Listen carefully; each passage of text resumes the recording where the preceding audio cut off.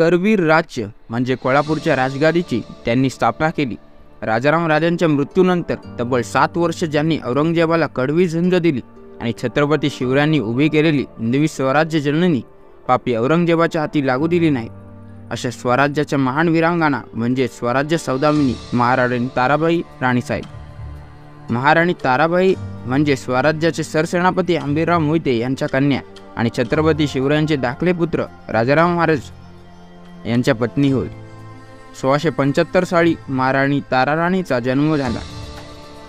11 मार्च 1689 साली छत्रपती संभाजी महाराजांचा मृत्यू झाला। शंभूराजांच्या मृत्यूनंतर त्यांचे धाकले बंधू म्हणजेच राजाराम राजे यांनी स्वराज्याची सर्व सूत्र स्वतःच्या हाती घेतली।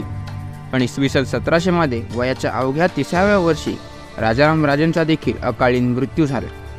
अतिशय कमी वयामध्ये वयाच्या अवघ्या 25व्या वर्षी महाराणी ताराराणी या विधवा झाले।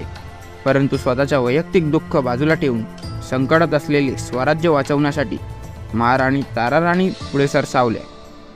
राजाराम राजांच्या मृत्यूनंतर स्वराज्य संपण्याच्या वाटेवर होतं। एकीकडे परकीयांचा झंझावात तर दुसरीकडे स्वकीयांची फितुरी, यामुळे स्वराज्यात संकटात सापडलं होतं। राजाराम राजांच्या मृत्यूनंतर आता तरी स्वराज्यात ताब्यात येईल असं औरंगजेबाला वाटत होतं। पण त्याच्या दुर्दैवाने राजाराम राजांच्या मृत्यूनंतर तब्बल 7 वर्ष महाराणी ताराराणी स्वतः तलवार हाती घेतली आणि यात सह्याद्रीच्या मातीमध्ये औरंगजेबाला धूर उचारली। पण नेमकी ताराराणींचा मृत्यू नेमका झाला कसा, कुठे झाला, त्यांची समाधी कुठे आहे, असे असंख्य प्रश्न आपल्याला अनेक लोकांना पडले असतील। आपल्या या व्हिडिओमधून या प्रश्नांची उत्तरे शोधणार आहोत। छत्रपती शिवरायांनी उभे केलेले स्वराज्य जिंकायला औरंगजेब 27 वर्ष या सह्याद्रीच्या दऱ्याखोऱ्यात भटकत राहिला, पण त्याला शेवटपर्यंत स्वराज्य जिंकता आलं नाही। शेवटी 1707 मध्ये औरंगजेब तडफडून मेला। शंभूराजांचे पुत्र थोरले शाहू महाराज स्वराज्यात परत आले। ते स्वराज्यात परत आल्यावर स्वराज्याचा वारसा हक्कावरून शाहूराजे आणि ताराराणीमध्ये संघर्ष झाला।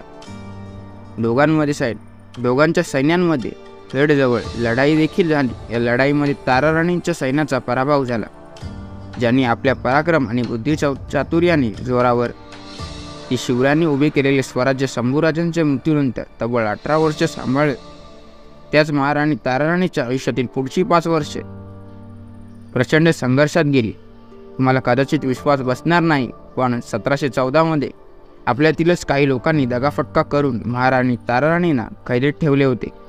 सातारकर शाहू छत्रपती यांच्याकडे असलेली स्वराज्याची सूत्र हळूहळू पेशवांकडे जाऊ लागली।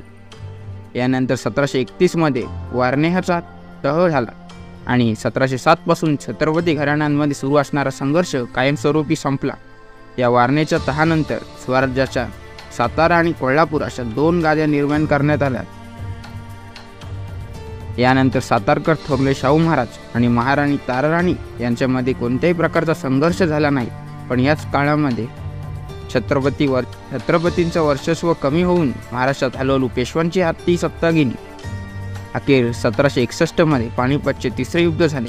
या युद्धामध्ये मराठ्यांचा पराभव झाला। त्यानंतर 9 डिसेंबर 1761 साली वयाच्या 86व्या वर्षी वृद्धपणामुळे महाराणी ताराराणीचा साताऱ्यामध्ये मृत्यू झाला। साताऱ्यातल्या माहुली संगमावर कृष्णा आणि वेदना या 2 नद्यांच्या संगमावरती महाराणी ताराराणीची समाधी आहे।